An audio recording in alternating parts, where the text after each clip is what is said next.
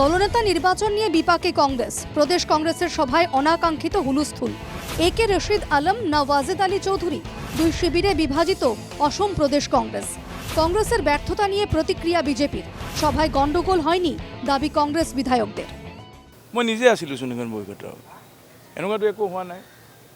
হাউচত তাতে আমাৰ ডিছকাশ্যন হৈ আছিলে, তাতে কোনোবা অলপ লাহেকৈ কথা পাতে, কোনোবা জোৰত কথা পাতে। আমিতো আছিলোঁ, তেনেকুৱাটো একো হোৱা নাই। আপোনালোকেতো চোন আছিলে। তো এইবিলাক যিবোৰ কথা চলি আছে এইবিলাক চব বাহিৰা মানুহে কৈ আছে, অপজিশ্যন পাৰ্টিয়ে কৈ আছে, কিন্তু আমাৰ পাৰ্টিয়েতো কেতিয়াও কোৱা নাই, আমাৰ ভিতৰত থকা মানুহে কেতিয়াও কোৱা নাই। আমি চব নিজে ভিতৰত যোনকেইজন আছিলে আমিয়ে গম নাপাওঁ যে এনেকুৱা ইছ্যু হৈছে। ধুনীয়াকৈ মিটিং নাই কি শুনা পাইছে আমি গম নাপাওঁ, কাৰণ আমি ভিতৰত থকা মানুহে কেতিয়াও শুনা নাপালোঁ, কাৰণ আমি ভিতৰত আছিলোঁ। ভিতৰত থকা মানুহে কেতিয়াও এনেকুৱা শুনা পোৱা নাই। বাহিৰত যেতিয়া ওলাই আহিলোঁ তাৰপিছত শুনা পালোঁ যে এনেকুৱা হৈছে, আৰু ভিতৰত থকা মানুহে গম নাপাওঁ যে এইবিলাক চব অপপ্ৰচাৰ, চব কাল্পনিক কথা। আমি চবেই গৌৰৱ কৰি ডাঙৰীয়াক যথেষ্ট মৰম কৰোঁ, সন্মান কৰোঁ, আৰু আমি একেলগে মিলি আমি ধুনীয়াকৈ মিটিংটো হৈছে, মিটিং হৈ আমি একেলগে চাহ তাহ খাই আমি ওলাই গৈছোঁ। তেনেকুৱা একো হোৱা নাই। নাই, কোনো ধৰণৰ হুলস্থুল পৰিৱেশ সৃষ্টি হোৱা নাই। কালি এইটো এটা গজব ওলাইছে যে এজনে কথা কওঁতে অলপ জোৰত কৈছিল, সেই কথাটোৱে মানে বেলেগ ৰূপত লৈ গ'ল। সেইটো নহয়, কোনো একো হেৰি হোৱা নাছিল। নাই, তেনেকুৱা ধৰণৰ কোনো হোৱা নাই। তেনেকৈ বিচৰাৰ কথাই অহা নাই। যেতিয়া আমাৰ অবজাৰ্ভাৰ আহিব তেতিয়াহে বিচৰাৰ কথাটো ক'ব। এইটো চৰ্চাহে হৈছে। এইবিলাক কথা আপোনাক কি তিলটোকে তাল কৰে, ঢৌটোকে ৰৌ কৰে, তেনেকুৱা কথা আৰু। দলনেতা নির্বাচন নিয়ে অনুষ্ঠিত প্রদেশ কংগ্রেসের বৈঠকে বৃহস্পতিবার হৈ হট্টগোল হয়েছিল বলে শাসক দল বিজেপি দাবি করলেও এটা অপপ্রচার বলে উড়িয়ে দিয়েছে কংগ্রেস। দুই নবনির্বাচিত বিধায়ক আমিনুর রশিদ চৌধুরী ও জুবের আনামের পাশাপাশি বর্ষিয়ান নুরুল হুদাও বিষয়টিকে ভিত্তিহীন বলে উড়িয়ে দিয়েছেন। তবে নিজেদের দাবিতে অনড় বিজেপি নেতারা হাল ছাড়তে চাইছেন না কোনোভাবেই। বর্ষিয়ান বিজেপি নেতা প্রশান্ত ফুকনের দাবি, রাজনৈতিকভাবে ভেন্টিলেশনে আছে কংগ্রেস। কংগ্রেস থেকে বিজেপিতে যোগ দেওয়া এবং উত্তর করিমগঞ্জ ছেড়ে কাটিগড়াকে নিজের নতুন ঠিকানায় বদলে দেওয়া কমলাক্ষ দে পুরকাস্তের মতে অভ্যন্তরীণ কোন্দলে জেরবার কংগ্রেস, দুটো শিবিরে বিভাজিত প্রদেশ কংগ্রেস।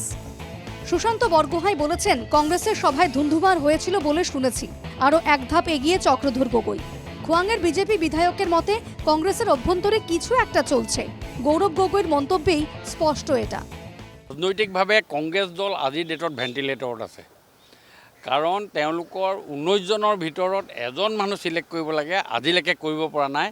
এইটো হ'ল আজিৰ ডেটৰ ৰাজনৈতিক পটভূমিত কংগ্ৰেছৰ অৱস্থা আজি সেইটো হ'ল। মাইনৰিটি বিধায়ক যিজন আছে তাৰ মাজত কাক দিব, আৰু তাৰ মাজতে লবি, আৰু দুটা লবি, 18 জনৰ মাজতে দুটা লবি হৈ আছে। আৰু ভিতৰৰ কথা বোলে কংগ্ৰেছৰ ভিতৰৰ কথা কিছুমানতো জানো, আৰু আমাৰ নেতা দুজন নেতা আছে, নেতাৰ ভিতৰত কাজিও এটা। এইটো কাৰণে মই ভাবোঁ যে কংগ্ৰেছে বিৰোধী দল দিব লগা যিটো এটা পৰিৱেশ যিটো হৈছে, আজিৰ দিনত বিৰোধী দল দিব পৰা নাই। জিকাটো বাদ দিয়ক, আৰু ইলেকশ্যন জিকাটো বাদ দিয়ক, আৰু বিৰোধী দল দিবলৈ যিটো সিহঁতৰ যিটো এটা মাইণ্ডছেট, যিটো এটা পৰিকল্পনা এটা লাগে, এইখিনি কংগ্ৰেছৰ চেণ্ট্ৰেল লেভেল লিডাৰশ্বিপৰ নাই, ষ্টেট লেভেল লিডাৰশ্বিপৰ নাই। সেইটোত মই মন্তব্য নিদিওঁ, কাৰণ সেইটো আভ্যন্তৰীণ আমি নাইও ভিতৰত লৈ। কিন্তু মই এটা কথা কওঁ যে দলপতি নিৰ্বাচন কৰিব নোৱাৰাটোৱে অপৰিপক্কতা কথাটো হৈছে। গৌৰৱ গগৈ ডাঙৰীয়া সাংবাদিকক যিখিনি কথা কৈ আছে, সেই কথাখিনিৰ পৰাই গম পোৱা যায় যে ভিতৰত কিবা এটা হৈছে, যিটো মানে যিকোনো মিটিঙত ধৰ কৰে বুলি কৈছে। তো আমাৰ মিটিঙততো ধৰ নকৰে, আমাৰ মিটিঙত ক্লেপিংহে কৰে মানুহক। তো তেওঁলোকৰ তাত ধৰ মাৰ কৰিব লগা হৈছে, বাহিৰত আহি তাকে কৈ আছে। তো শুদ্ধ কথাই তেওঁ কৈছে, গতিকে কাক কিমান ধৰিলে মই সেইটো নাজানো, কিন্তু কিবা ধৰ মাৰ যে হৈছে এইটো খাটাং। প্রদেশ কংগ্রেস সভাপতি গৌরবের পৌরোহিত্যে অনুষ্ঠিত সেই সভায় কোনো হৈ হট্টগোল হয়নি। এগুলো সব বিজেপির অপপ্রচার, দাবি নবনির্বাচিত বিধায়ক জুবের আনামের। এইটো আৰু স্কুল নেকি, এনেকুৱা দেৰি হ'লে কোনোবাই দম দিব? এইবিলাক একেবাৰে কাল্পনিক কথা, এনেকুৱা একো হোৱা নাই। এইবিলাক চব অপপ্ৰচাৰ, এনেকুৱা একো হোৱা নাই। এনেকুৱা এই চব অপপ্ৰচাৰ, আমাৰ মাজত এনেকুৱা একো হোৱা নাই। আৰু আমাৰ সন্মানীয় সভাপতিক চবেই আমি শ্ৰদ্ধা জনাওঁ, আৰু তেওঁৰ নেতৃত্বত আমি এটা মিটিং এটা কৰিছোঁ, ধুনীয়াকৈ মিটিং হৈছে, আমি চব ওলাই আহিছোঁ।